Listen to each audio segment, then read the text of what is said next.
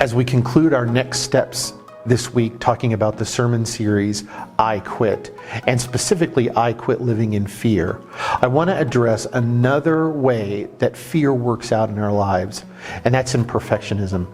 Whether it's our strive to be perfect at work, our strive to be a perfect husband, a perfect wife, a perfect parent, a perfect friend, and yes, even a perfect Christian.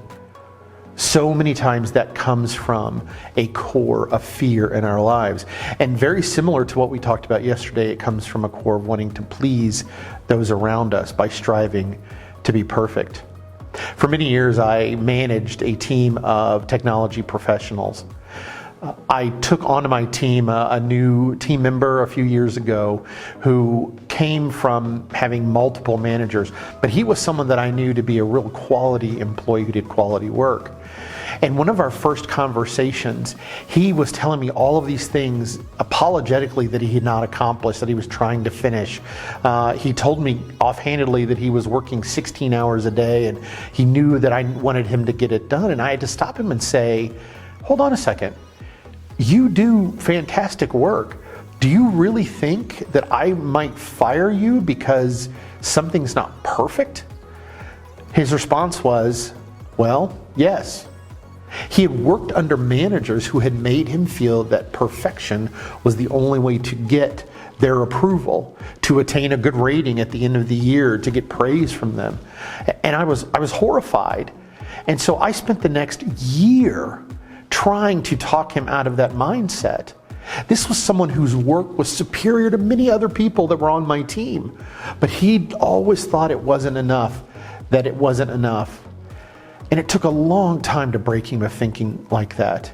He had been put in a position where he saw perfection, or what he thought of as perfection, the only way to do his job well and to be praised for his job, when his quality of work was unquestioned when he was done. We also can live under that assumption that if we're not perfect, that we're less than, that we don't live up to the standards of those around us. I want to give you 3 samples and 3 little things you can do, I think, to beat the fear that lies at the core of perfection. The first one is to be humble.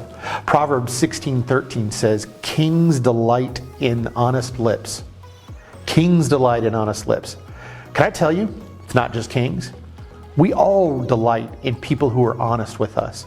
And one challenge of the fear that leads to perfectionism is not being honest with yourself. 2, be repentant. A lot of times our perfectionism leads us to sin, to making wrong choices in our lives.